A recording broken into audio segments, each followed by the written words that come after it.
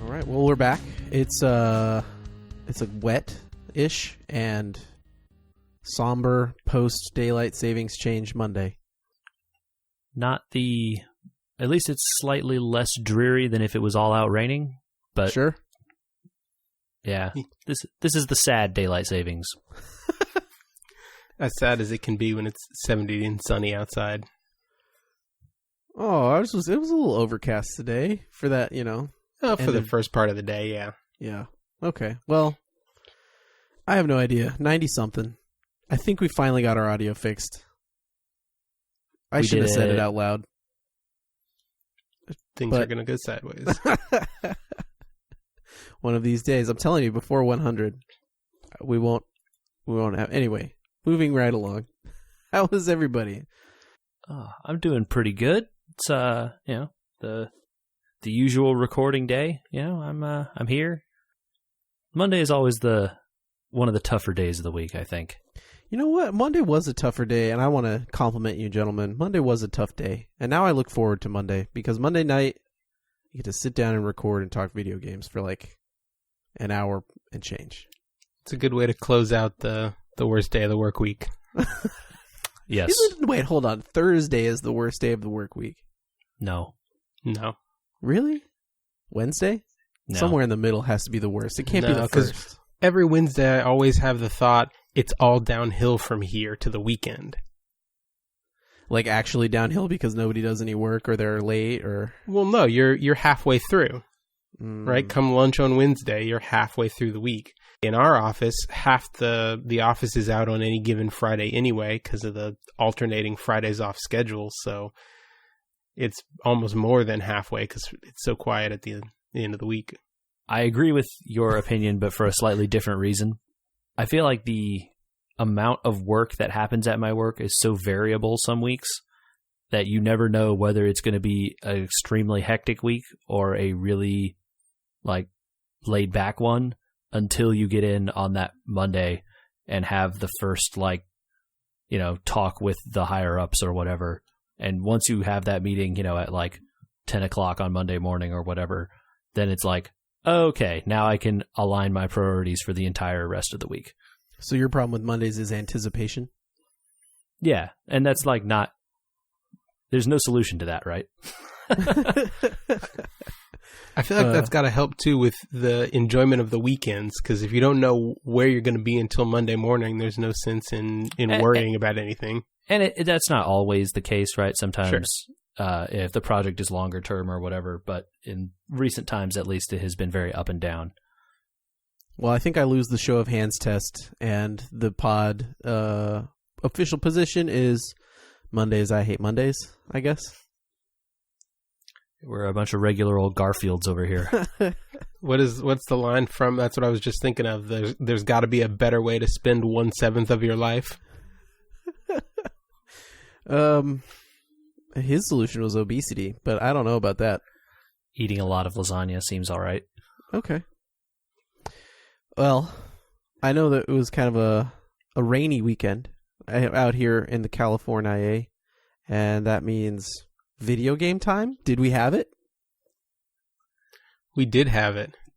Yeah, I definitely got up to some of that this weekend. All right. Well, why don't you hit me? What'd you get with? Go ahead, Michael. I have a feeling we did something similar. I believe so. So I dove into some Into the Breach. The game we've been talking about, the FTL successor, the mech game, the one that is the hotness. The one that we were all saying that we were probably going to break down and buy, I broke down and bought. I figured, I've got Steam credit that covers all but a couple of bucks of it, so why not? Steam credit is dangerous, isn't it? Yeah, but every once in a while. I've been running Idlemaster trying to build up a little bit of a few pennies on cards. I guess I shouldn't say that. I'll probably get banned, but... If anyone from Steam is listening, please sponsor us. I can go ahead and assure you they're not. It's probably fine. Hey, I heard they're coming out with games again, Valve. Remains to be seen. Sure. I mean, it's Gabe Newell announcing games, but they got that guy from Magic to at least sit in the office and tell them how to make a card game if they wanted to. Yeah. Well, who knows, man? That thing. I just laughed that in 2018, Gabe Newell is standing in front of people trying to get them hype about their own free-to-play card game 5 years late with a PowerPoint. It's going to be fun. I swear. Yeah. I'll probably try it because I like Dota, but I am skeptical. Hold on. Okay, this is not the right way to think about it. We like Magic. And if it's designed by the guy that did Magic and Netrunner and King of Tokyo, then yeah, that's worth trying out. But I don't know that Dota means you should play card games. Oh, it's like a Dota-themed card game. So is it 100%? The original name at the reveal was Artifact, the Dota 2 card game. So I just heard Artifact. I didn't hear the Dota 2 card game part. That actually he revealed it at the International, right? The giant Dota 2 tournament. That was where that thing was revealed. I really feel like at the International, everyone thought, sure, Gabe. And now that he's had his little PowerPoint, it's kind of like, oh, maybe this thing's happening. I mean, I don't think anyone thought that it wasn't happening. They just thought it was stupid. Because the people there didn't want to play a card game. They wanted an actual game, right? Well, they weren't that Valve sponsorship Michael was hoping for. Oh, well. Sorry. All right, well, back on track. How is Into the Breach? Because I'm still sitting here playing FTL trying to stop myself because my cards have not come in to pay for the game. It is... Well, it's excellent to start with, but it is also addictive and unforgiving. I was going to say that it's just really hard, but I think Michael said it a little better. Is it hard in the way that, because I dialed it back on FTL. I was trying to do normal again, and then I realized like 3 or 4 runs in, I was like, oh no, I always played this game on easy. Because there's no benefit really actually to playing it on anything but easy, except bragging rights. Like you still unlock everything on easy. You don't have to play on normal or hard to unlock things. Is it FTL hard where you're just like, I cannot cope with this? Or is it like brain bender hard? Like, I can do this, but I don't believe in myself. I would say that it's definitely so the same things that you were saying kind of apply here. It is the game is, you can still unlock things and get the achievements and stuff in this game on easy. Normal is, at least it feels significantly harder in my opinion. Like I was able to get past the final mission on easy once, but I have not even come close yet on normal. Okay, see, I dove straight into normal, just to see if I could do it, and I managed to just barely squeak out an end game, a 2-island victory. Okay, maybe we should run through the trajectory of the game or the structure a little bit for people that aren't familiar. Sure. So the game opens up and you pick a pilot, and to start with, there's only one. And then you can put him into one of 3 vehicles. And to start with, you only have the default squad. And there is you have a tank, and you have a ranged unit, and then you have a heavy mobile artillery, I guess is the best way to describe the third one. It's a tank. You have like it's a howitzer. You have a punchy mech. You have an artillery kind of gun cannon with an arc, and you have a tank that just shoots in a straight line. Mm-hmm. Yeah. So to open up, you have one island that you can go to, and there are 1 or 2 missions that are available for you to choose from the start. And each mission is set up on a square grid. Is it 10 by 10? 8 by 8. An 8 by 8 grid. And so you position your mechs in among the structures on one side of the island and the enemy called the Vec emerge from the ground on the other side, and the chess match starts. Chess match? And I think chess match is a great way to describe it, because similar to chess, and we talked about this a little bit the last time we covered Into the Breach, but there's no hidden information in this game, right? You can click on every unit, see exactly how much damage it's going to do, which tiles exactly are going to be affected by its attack, and any special effects or whatever on that unit are there for you to see. And you were saying there was a way to see everybody's moves. Right. There's a little button in the corner or something that you can either hover over or click on, and it will put numbers on everything, including like environmental effects and map-specific things that happen, so that you know exactly which order these things are going to trigger in, so that you can set up your little chess pieces and make like your little dominoes and knock this thing into that thing, which gets hit by this and then attacked by the fire, and then eventually gets killed at the end of the line by his own guy or whatever. And setting up that little puzzle to make all those things work is the heart of the game, essentially. And it's really satisfying when you line everything up just right. I definitely feel like I have spent turns where I just leave it open on my screen and sit and stare at it for like 10 minutes or more, doing nothing. And then you think, okay, I'm going to do this. And then you kind of commit your little series of actions and you're like, yes, I can't believe all of it worked out. And then also, consequently, you have those turns where you do all that thinking and you forgot one thing and it all goes sideways. Yeah, you got the enemy turn order wrong because you weren't paying enough attention, or you can't fire quite far enough, or you can't move far enough. You're like, okay, this guy can move here, and then I'll do this, and this all will work out.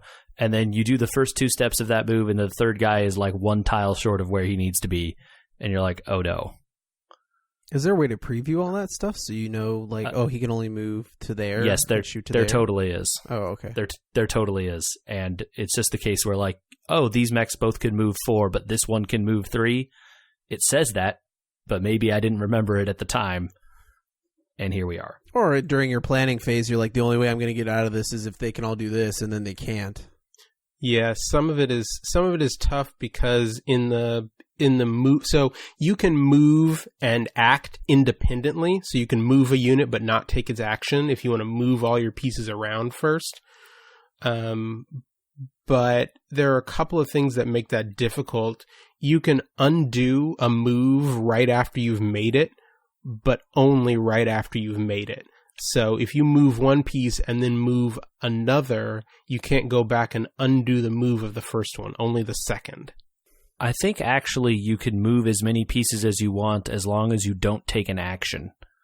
As soon as you take one action, all the pieces can no longer undo anything that they have done before the action. So you can position all your pieces and then go, okay, now I'm ready to take my actions. But sometimes you want to wait to position. You don't want to move them because the movement of other things is going to affect where they're going to be able to move sometimes. So then you need to wait and you can't move them until after that. And that's in the cases when you can get like, I need to slide this enemy over to make a path so this guy can walk through here. Yep. But or maybe that guy didn't move as far as I thought he would, or this path is like one tile short or something like that. So there's also one interesting mechanic, which is the reset battle button. Like, once per battle, yes, you can restart the entire thing. Or is it just a turn? It's just the turn. It's just the turn. Yeah. So like you get to take your chance, and then realize that you screwed up. You can reset the turn. As long as you haven't hit end turn, right? Yes. So, you make your moves, you realize you're stuck in a place that's just going to lead to some horrible outcome. You once per battle, you can reset the turn and start over from where you were at the beginning of the turn. It doesn't necessarily mean things are going to go better for you if you can't come up with a better strategy. But at least it gives you another shot at thinking about it. It has saved me a time or two. Certainly, you definitely. can find out that your moves didn't save the buildings or whatever that you're supposed to protect, and then instead take a turn that protects the buildings and saves your problems for later. Definitely. Yes. And or like you realize that, I didn't realize that this shaded attack was 2 squares instead of 1. So he hit the front guy, and that was fine, but the back square also got hit, and that was the objective I needed to protect, or something like that. And so you're essentially losing the objective, even though maybe you didn't take any, actual damage to your cities or whatever. You could reset to take another chance at finding a way to save that objective also. Copy that. Yeah. So JJ, I don't know if you have managed this, but if you complete a perfect island clear, so you hit all your objectives on all the missions, when you finish out the island, they give you an extra reward to select from. Yeah, so the first, I have done that a couple of times, but again, I've been playing mostly on easy, so it's okay. It's easier to do those things. And yeah, the first time it happened, I thought they were giving me all of the rewards, and so I was like, awesome, wow, I get all this stuff, this is great. And then I clicked the screen away and didn't realize that I had selected the least valuable of those rewards. Oh, no. Oops, I really would have liked to have selected that pilot. Oh well. Yeah, the pilots are good to get.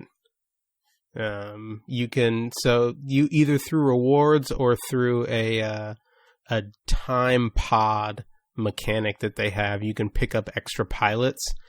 And the pilots all have special abilities for the mech that they pilot. So one of the extra pilots I got has the ability to move again after taking an action. Yes, I have that guy. He's amazing. Yeah.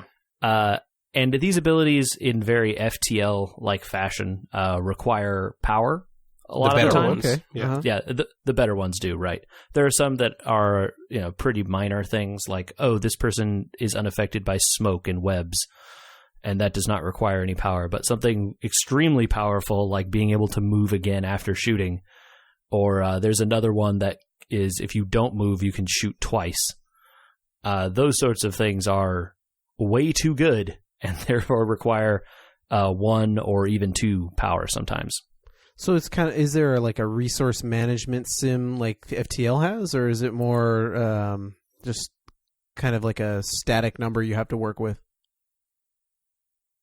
No, so you get, at the end of an island, you get the chance to spend any of the resources that you have built up from achieving mission objectives. So you're trying to keep the power grid from going down on your island. That is the underlying mission objective throughout the game. And so what you can get for completing mission objectives is either more power for your grid, you can get additional reactor cores, which let you power your special abilities, and then you can get essentially prestige points, which you can spend at a shop at the end of each island. Right. And the shop then sells things like the reactor cores, which provide extra power per mech, or you can buy new weapons that have different effects than the default ones. You can, in some cases, buy passive abilities, which may or may not require power based on what they do, or pilots, if you want to buy a new or different, more interesting pilot. Now, it sounded like Michael skipped towards the end of the game. You were saying a 2-island thing, but I've heard 4 islands or something like that. Yeah, so there are, when you finish the first island, you open up the second, as well as the ability to start on an island of your choosing. So you're not always starting on the same island after you clear it the first time. And there are 4 total islands on the map. And then the 5th one, which is your final objective, appears after you've cleared at least 2. Right. And so in sort of an FTL-like fashion, once you've completed 2 full islands, you can go and tackle that final mission, or you can continue to go to other islands and then come to the final mission later. The final mission apparently scales with the amount of islands that you have done. So you're not necessarily saving yourself anything by going to it earlier or later. But I think, just since the other islands, the more islands you do, the stronger the opposition is every time, right? You're making it a little harder for yourself by tackling more of the islands. What do you gain by doing it? Well, you get more upgrade points. You get more of those reactor cores to power additional features on your mechs. Your pilots get stronger, and your pilots can level up based on. There's an experience system too for killing enemies, and they can level up. And as they level up, they gain passive bonuses. Mm-hmm. So you can move farther, or you regain health if you don't move, kind of thing. Yeah, or some just have, here's an extra innate power, or this one has, an extra 3 defense to your grid in case they accidentally attack your buildings.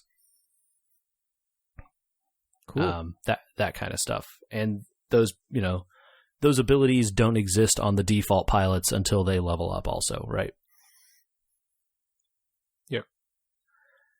And nice. Then, the actual playing of the game is just like this, like a chess match is a really good way to describe it because, like you say, it's completely turn-based. You do your thing, they do their thing, and it goes back and forth.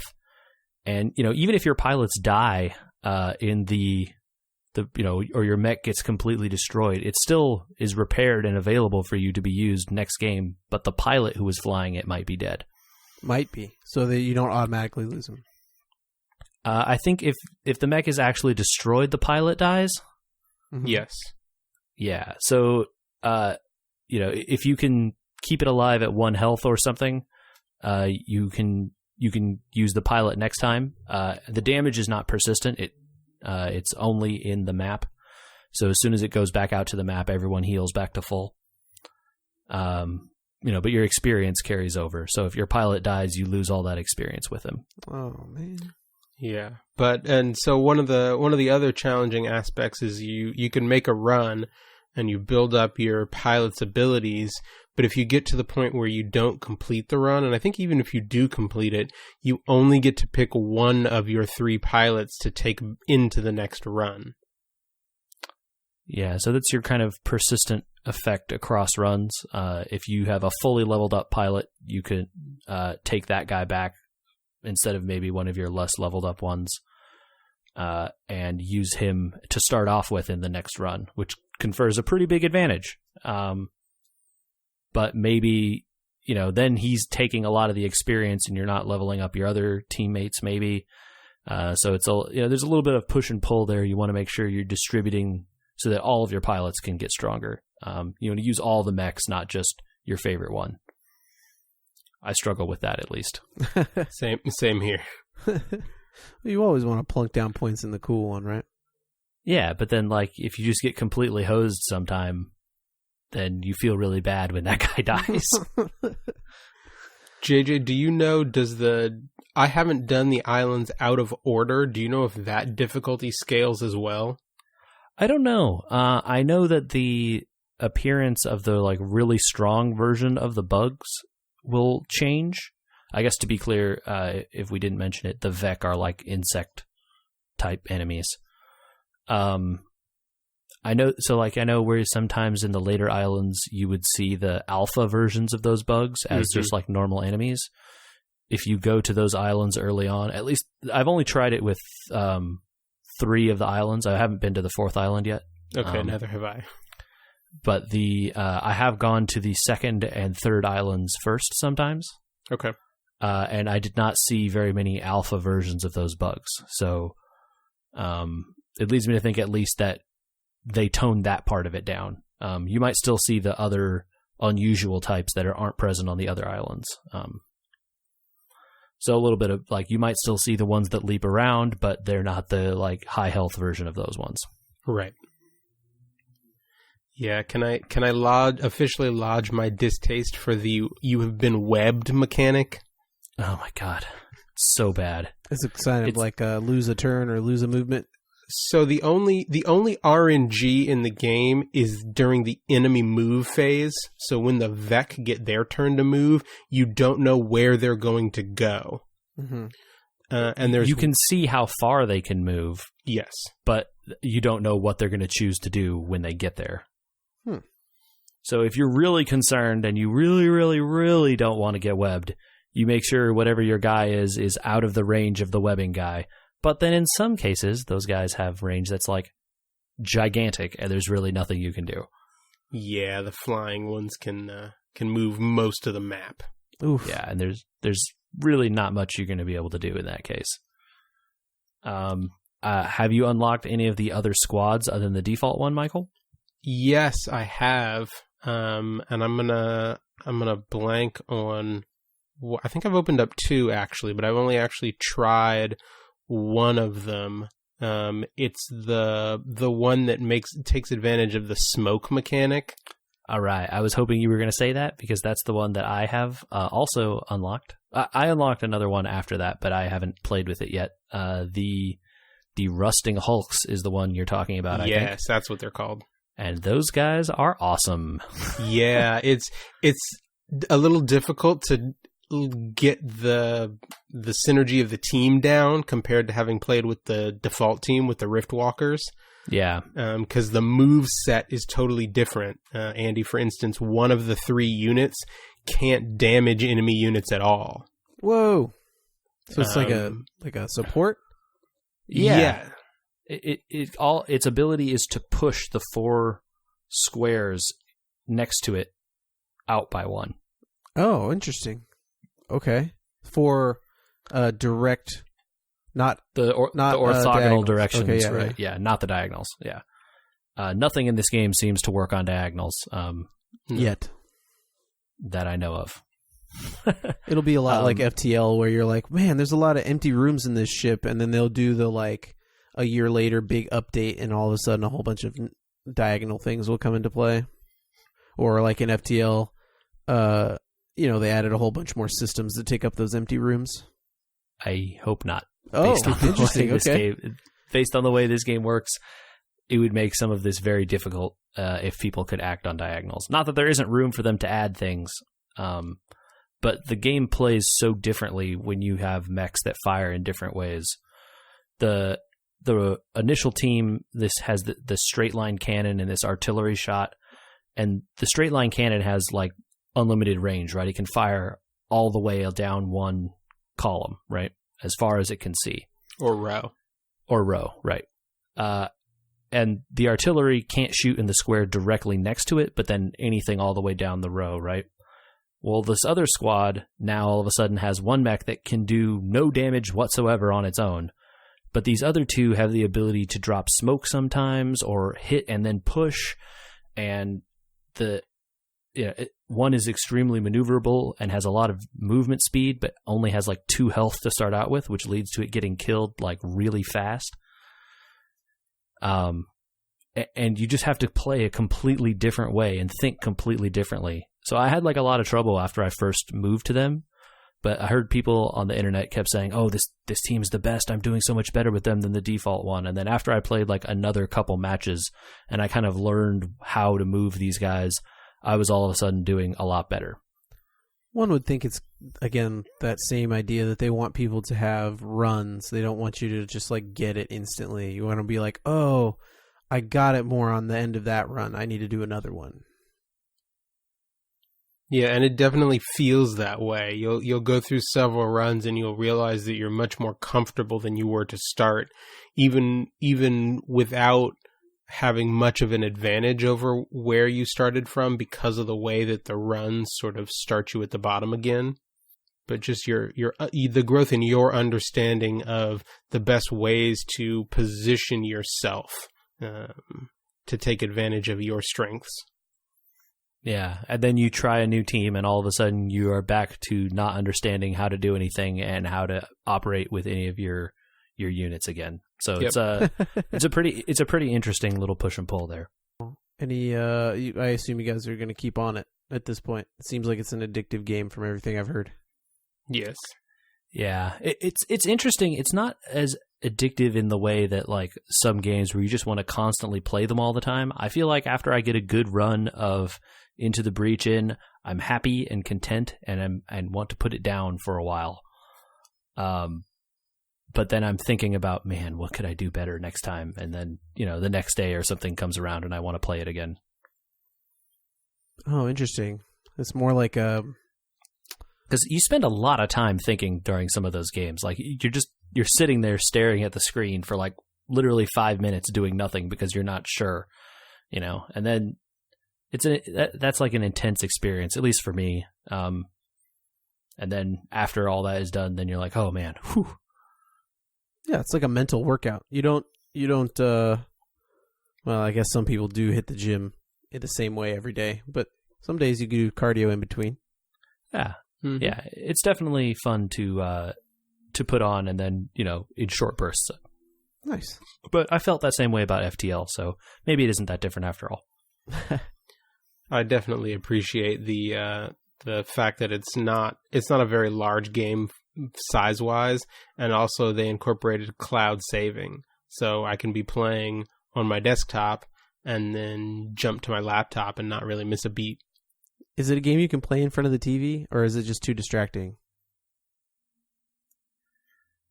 You probably could. You probably wouldn't want to play it in front of the TV the first time you fired it up. Yeah, if you were going on a run with a squad you were comfortable with, you could probably do it. But I would be apprehensive about doing it.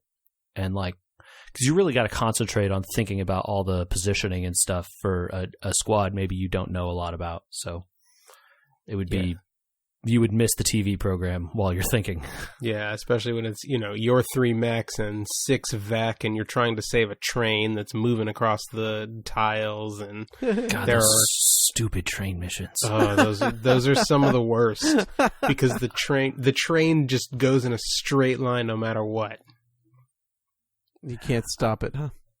Yeah, I much prefer the ones where you have to defend the launching satellites, because at least when they take off, they kill all the stuff around them. Oh, I like the Terraformer. The Terraformer is cool. The Terraformer is so powerful, though, it's almost too easy sometimes. Yeah, not that I'm complaining, but trying to get all 4 sides of it can be a challenge when you realize I have 2 more squares to terraform to get the achievement, but my mech is on one of them. Yeah, that's bad. And it just kills the mech outright. There's no hope. That's bad. Yeah. Anyway, clearly we like this game. Awesome. 4 thumbs up. Would recommend.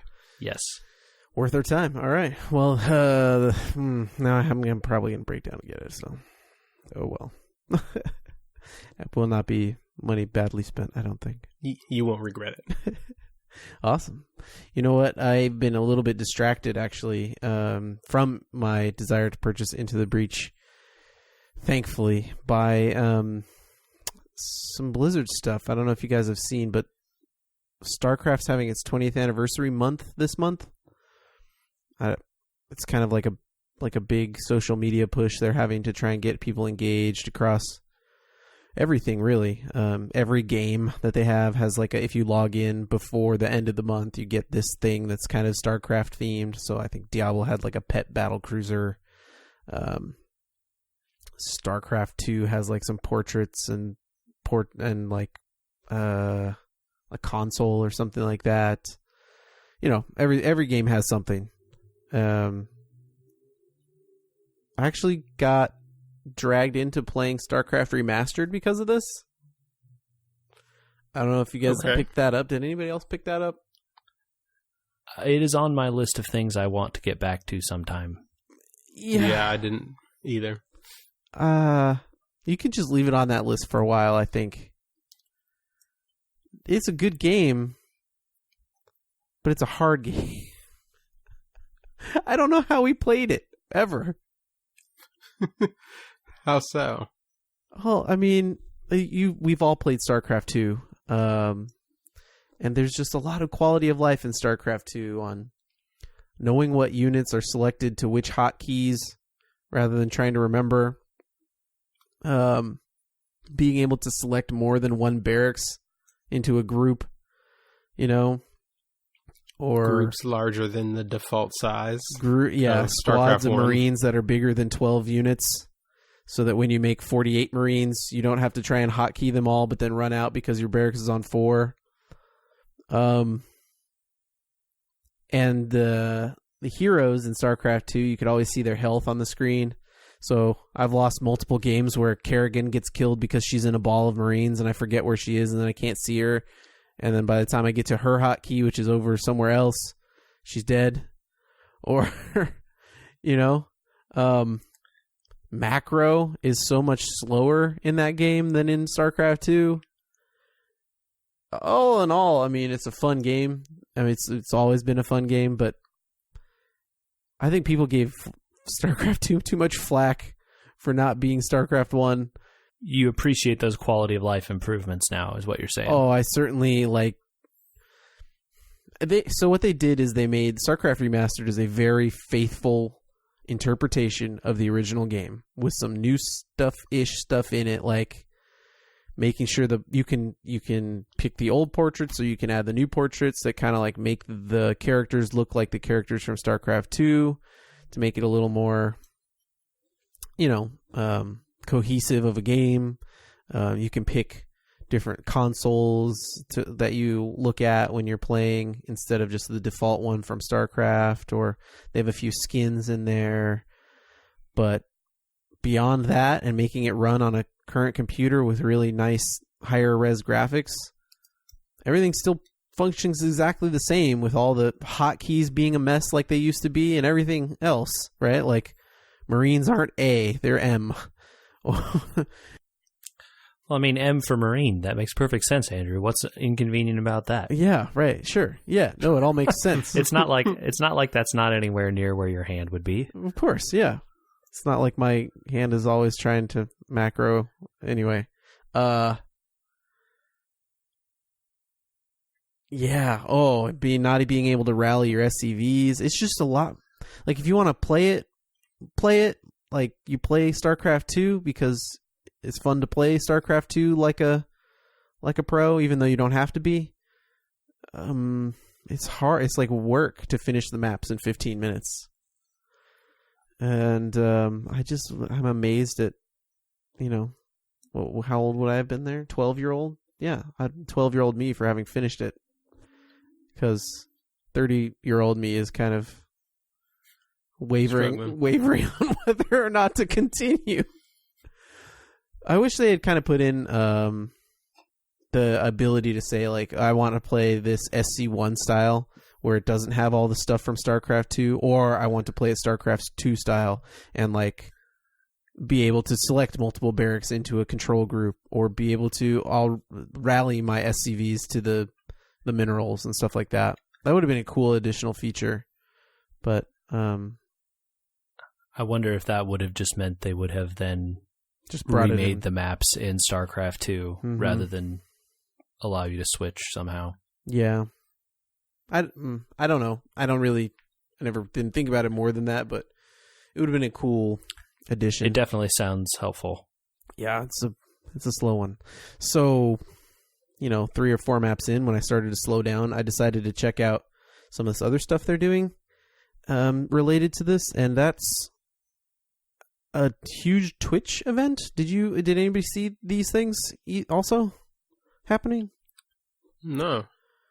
So what sort of stuff? Yeah, they're doing a huge Twitch push, and this isn't anything new, actually.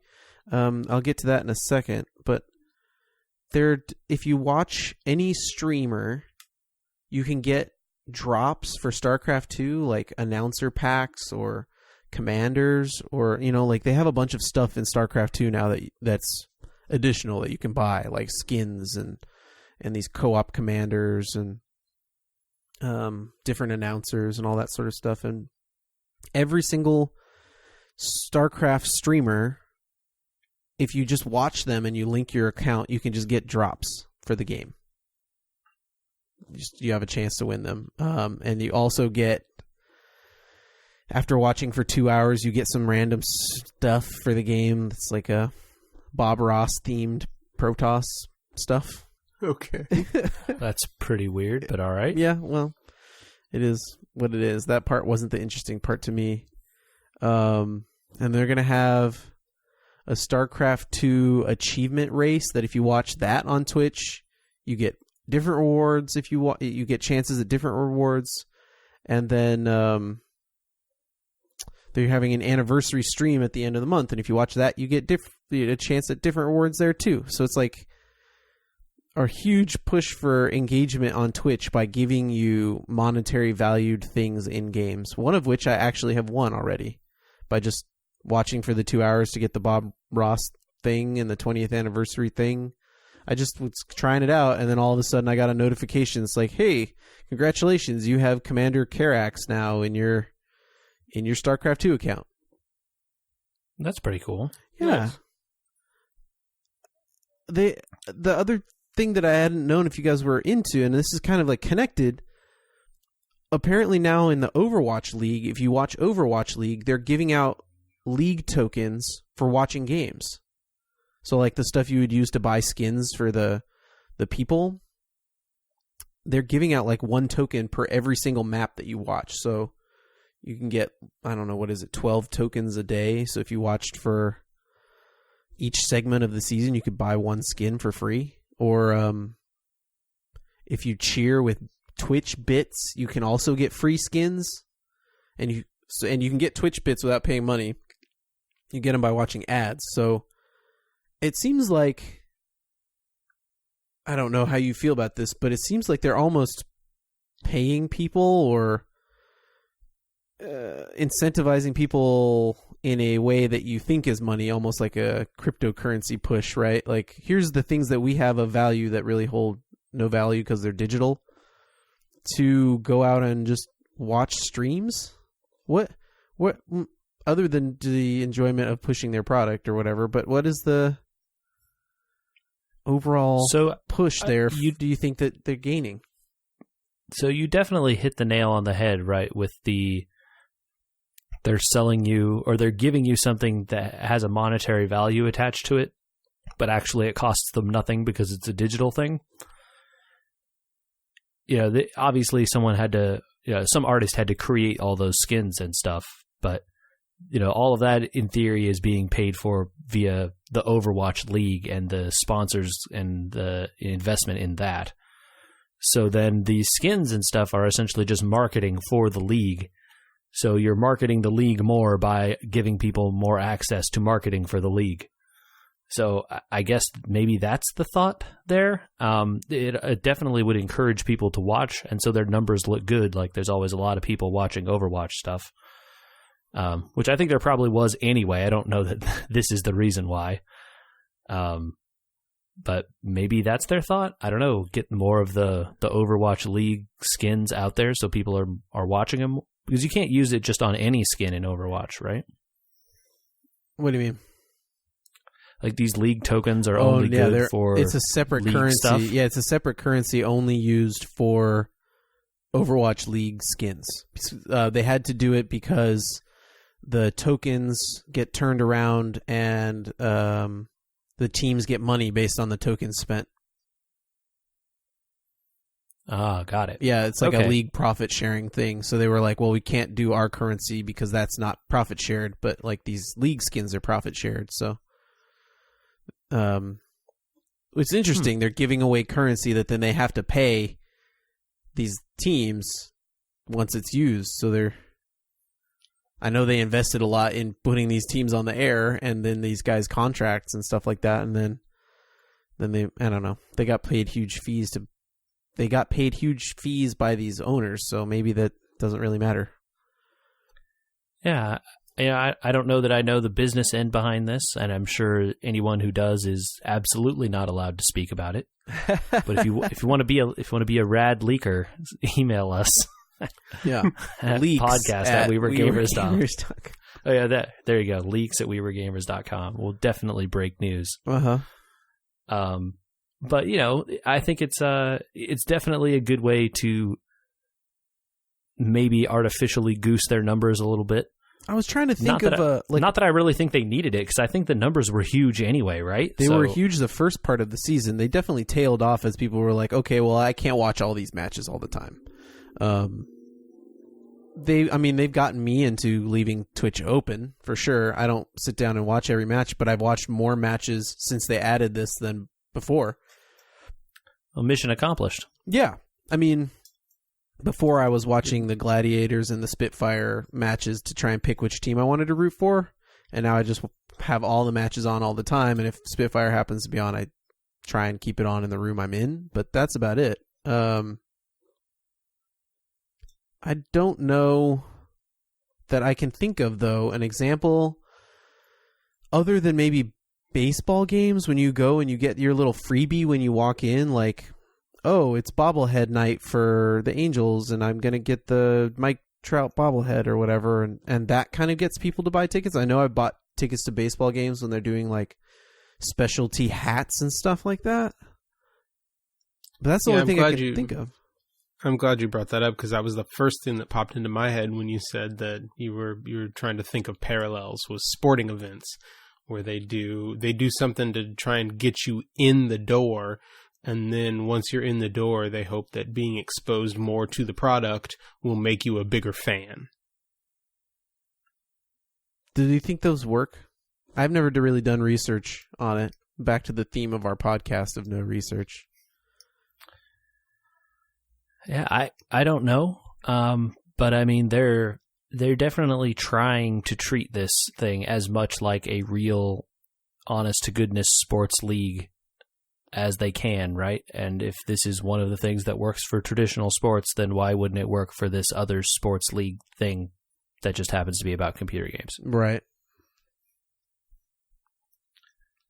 It's I don't know. It's really interesting. I think it's interesting. I didn't know that they were doing this, and maybe now I will leave my Twitch tabs open a little bit also. Yeah, you have to leave it up. Twitch has gotten smart about that. You can't just leave all your tabs running. You have to leave it as the top tab. I got 2 screens. Mission accomplished. No, I think it's fascinating, and I don't think it's bad. I just I was shocked to see it. Overwatch League made sense to me. I'm like, okay, well, you know, these bits, a lot of people are not going to watch. I think it's like 50 bits a day, and you'd probably have to donate like 500 bits to get the skins. So a lot of people are just going to spend the $8 or $10 it is to get the bits instead of doing the ads, right? So that part made sense, but the like free tokens was kind of a shocker. And then for StarCraft, but the bits is money to Twitch, not money to Blizzard. So I don't know, are they getting kickbacks on that, or I'm like, how does that sure money there's work? some sort of profit sharing agreement now, because remember they were going to use their own service, their MLG. They bought MLG, remember, and the Overwatch preseason aired on MLG and the app, and that's the only way you could watch it. And then all of a sudden, when they saw the numbers, Twitch was like, okay. Put Overwatch League on our service. So I'm guessing Blizzard said, no, you don't get to stream it for free. Just like, you know, Fox doesn't get to put Angels games on TV unless they pay the Angels. I use the Angels a lot, and I don't know why. Maybe because you live near the Angels. I guess. Just a thought. Yeah. You're very probably right. The whole thing is very fascinating to me. Well, but like I said, I'm kind of on the outside here. It's fascinating beyond that to then have extended that into like, well, we're going to do that for all the games, you know, like next month or the month after when is the Hearthstone expansion? Oh, big news there. Yeah, we didn't even get to that yet. We'll do that next. But there's new Hearthstone expansions coming. When is the like watch, you know, for every hour you watch of Hearthstone on Twitch, you get a 1 in 50 chance at a pack, you know? Yeah, I don't know that they they definitely haven't done anything like that as far as I know about Hearthstone. I couldn't tell you why, possibly because since they have access to a mobile phone audience, they don't feel the need as acutely, maybe. I'm not sure. But they did announce another Hearthstone expansion in the vein of the new card packs. They have made some changes this time with this coming expansion that I think maybe would be interesting to you guys, maybe as lapsed players or non-players. They have changed the number of packs that you receive in the pre-order. So normally the pre-order would be get 50 packs for $49.99 or $50, which has typically been the most cost-effective way to purchase packs. The new expansion awards 70 packs for $50. Is that a statement? Substantially better value for cost. Huh? Is that a statement about their players base, maybe? I think people have been complaining for a while that the cost of Hearthstone has gone up with the number of expansions increasing, and maybe this is their way of combating that cost at some point. I don't see them changing the price of a pack, though, so I'm not sure, how effective that will be. But this does give people who spend money slightly more value for their money. Maybe I'd like to see packs start to give random amounts of dust or something like that. Well, that could be coming, since I have heard that Hearthstone has had some issues publishing updates on the Apple App Store because it is not publishing its rarity rates enough. And the way they got around those laws in China was to give you a small amount of dust along with you're purchasing a small amount of dust, and then you get a free random card pack. Well, given the loot box changes probably coming to the United States as well, thanks to Hawaii and a couple other states, maybe we'll see that here too. I don't know. That's all speculation, of course. But it's not impossible. But that's neither here nor there. The single player thing that they have announced for this new expansion, that while they have said very little about it, appears to be very dungeon run inspired, which I think is good news. It is a self-contained thing. It does not use your outside collection. You take 4 new heroes with completely different hero powers on some kind of adventure, and it sounds like that you loot cards to add to your deck along the way. So kind of like a different version of the Kobolds and Catacombs one. Yes, but in this case, you're using new heroes doing some completely different stuff. The theme of the thing is Worgen kind of theme, so the title of it is The Witchwood, I think. So it's very spooky and kind of ghoulish. Nice. Yeah, that sounds pretty cool. Nice.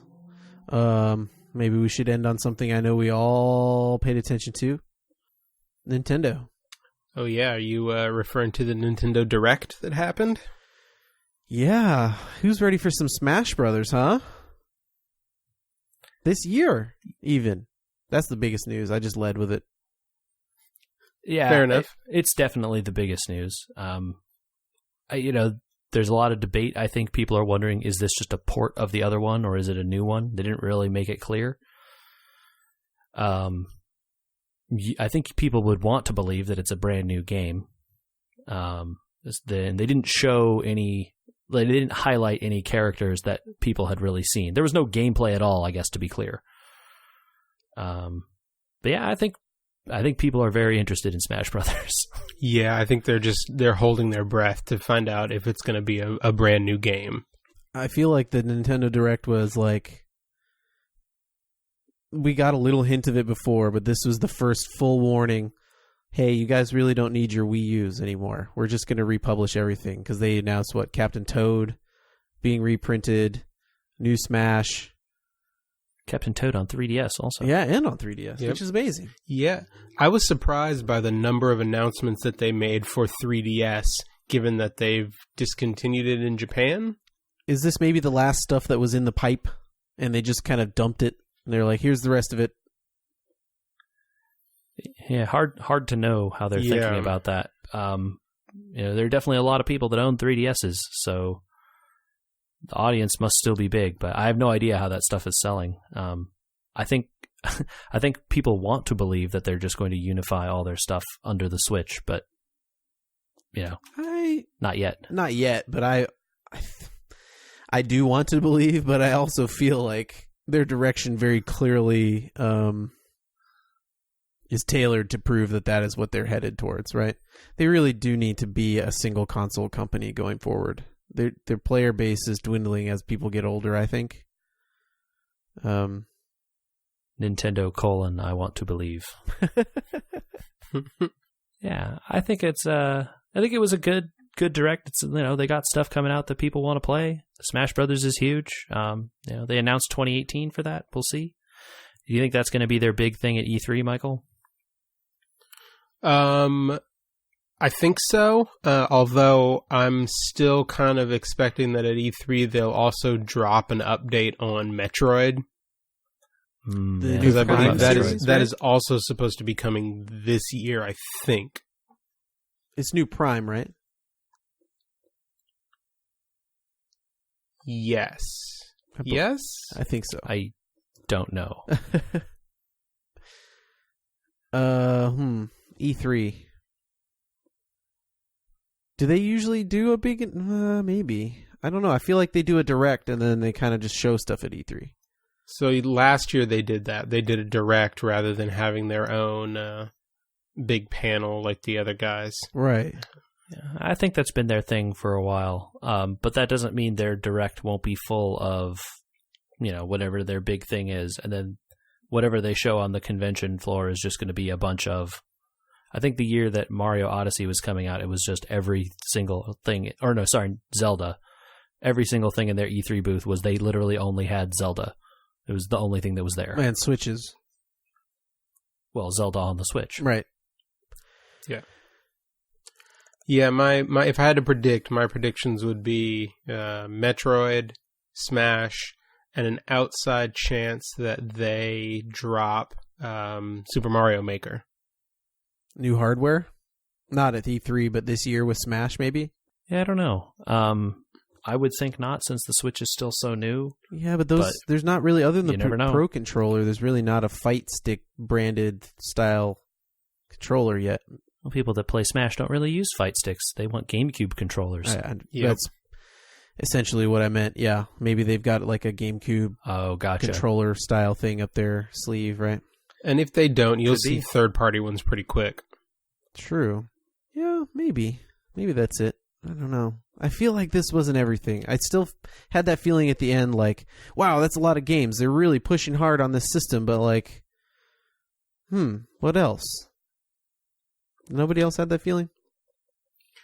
I didn't feel like it was a full direct. I felt like it was a smaller one than some of the ones that they've done. I guess maybe because we've already seen Captain Toad, and there wasn't any footage or anything of Smash, and we got, Octopath Traveler, and everybody's like, okay, the worst video game name of all time, and we've heard about it for 3 or 4 years now. And they talked about Splatoon 2 a lot, which is a very popular game that none of us are really into. Sure, yeah. Splatoon is popular, like really, really popular. And I think that they will draw a lot of, at least, interest in news about the new Smash by having teased the Inklings as playable characters in the new Smash. And it looked like, Breath of the Wild Link as well? Yes. So, people will stick around for that, that's for sure. It just kind of maybe just left you wanting, maybe they left you wanting more. And in that case, maybe they did good. Nintendo, I want to believe. Well, should we leave the people wanting more? I think so. Well, if you want to believe, you can send us an email at podcast@weweregamers.com, an email address. We are also on social media at weweregamers, Twitter, Facebook, Instagram, the whole thing. Check us out in all those places. Give us reviews on all the fine places where podcasts are distributed. We appreciate those a lot. And we appreciate you, fine listener. JJ, your thoughts on Captain Toad 3DS? I think that's great. But for the purposes of this podcast, I misjudged him. Well played.